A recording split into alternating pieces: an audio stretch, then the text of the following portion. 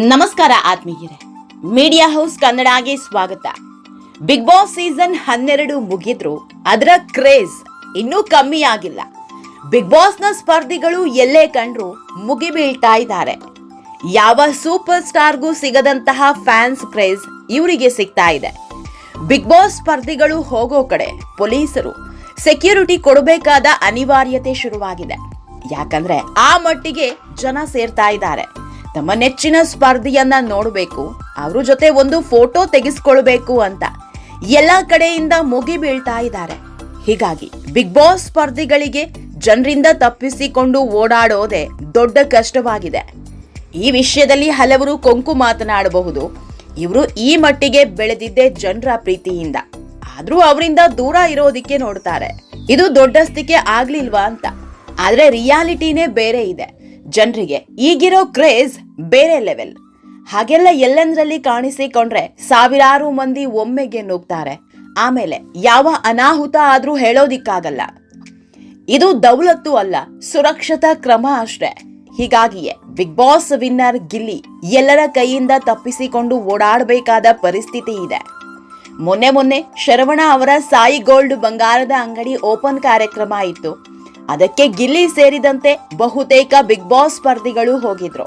ಈ ವೇಳೆ ಗಿಲ್ಲಿ ನೋಡಬೇಕು ಅಂತ ಸಾವಿರಾರು ಮಂದಿ ಸೇರಿದ್ರು. ಅಲ್ಲಿ ಜನರನ್ನ ಕಂಟ್ರೋಲ್ ಮಾಡೋದಿಕ್ಕೆ ಆಗದೆ ಪೊಲೀಸರು ಕೂಡ ಹೆಣಗಾಡಿ ಹೋಗಿದ್ದಾರೆ. ಇಂಥ ಪರಿಸ್ಥಿತಿ ಇರುವಾಗ ಹೇಗೆ ಎಲ್ಲರ ಮುಂದೆ ಬಂದು ನಿಲ್ತಾರೆ ಹೇಳಿ?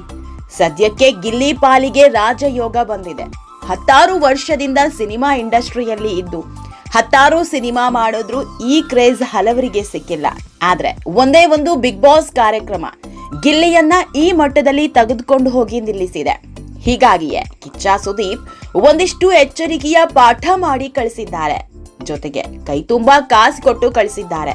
ಇದೆಲ್ಲದ್ರ ಬಗ್ಗೆ ಇವತ್ತಿನ ವಿಡಿಯೋದಲ್ಲಿ ಹೇಳ್ತಾ ಹೋಗ್ತೀವಿ. ಅದಕ್ಕೂ ಮೊದಲು ನೀವಿನ್ನೂ ನಮ್ಮ ಚಾನೆಲ್ನ ಸಬ್ಸ್ಕ್ರೈಬ್ ಮಾಡಿಲ್ಲ ಅಂದ್ರೆ ಮಿಸ್ ಮಾಡಬೇಡಿ, ಈಗಲೇ ಸಬ್ಸ್ಕ್ರೈಬ್ ಮಾಡಿ.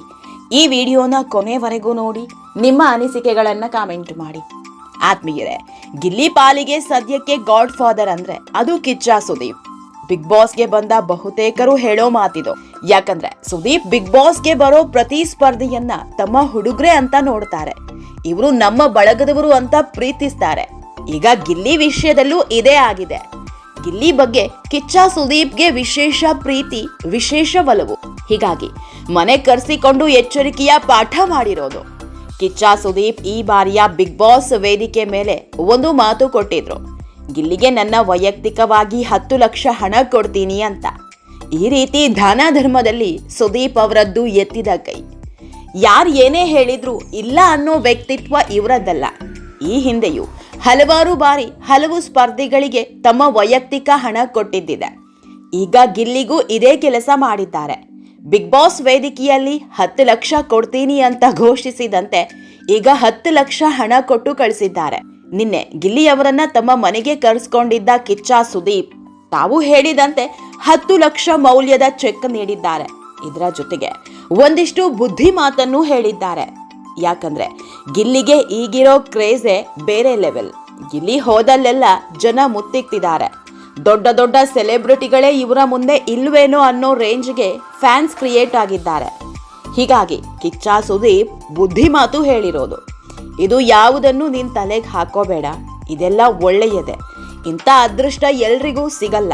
ನಿನಗೆ ದೊಡ್ಡ ಅಭಿಮಾನಿ ಬಳಗ ಸಿಕ್ಕಿದೆ, ಅದನ್ನ ಉಳಿಸ್ಕೊಂಡು ಹೋಗು.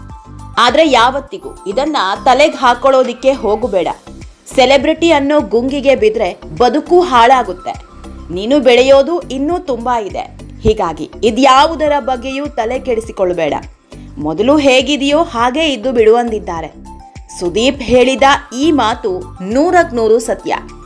ಯಾಕಂದ್ರೆ ಬಿಗ್ ಬಾಸ್ ಕ್ರೇಜ್ ಅನ್ನೋದು ಹೀಟ್ ಇರೋವರೆಗೂ ಮಾತ್ರ. 2-3 ತಿಂಗಳು ಈ ಕ್ರೇಜ್ ಇರುತ್ತೆ, ಆಮೇಲೆ ತಣ್ಣಗಾಗುತ್ತೆ. ಹೀಗಾಗಿ ಅಪ್ಪಿ ತಪ್ಪಿ ಇದೇ ಗೊಂಗಲ್ಲಿ ತಲೆಗೇರಿಸಿಕೊಂಡ್ರೆ ನಿನ್ನನ್ನ ಜನ ನೋಡೋ ರೀತಿ ಬದಲಾಗಿ ಹೋಗುತ್ತೆ. ಕಳೆದ ಬಾರಿ ಹನುಮಂತ ಗೆದ್ದಾಗ್ಲೂ ಇದೇ ಕ್ರೇಜ್ ಇತ್ತು. ಆದ್ರೆ ಈಗ ಎಲ್ಲವೂ ನಾರ್ಮಲ್ ಆಗಿದೆ. ಗಿಲ್ಲಿ ಪರಿಸ್ಥಿತಿಯೂ ಹಾಗೆ. ಹೀಗಾಗಿ ಅಲ್ಪ ಸಮಯದಲ್ಲಿ ಬಂದಿದ್ದರ ಹಿಂದೆ ಬೀಳ್ಬೇಡ ಅಂತ ಕಿಚ್ಚ ಸುದೀಪ್ ಎಚ್ಚರಿಕೆ ಕೊಟ್ಟಿರೋದು.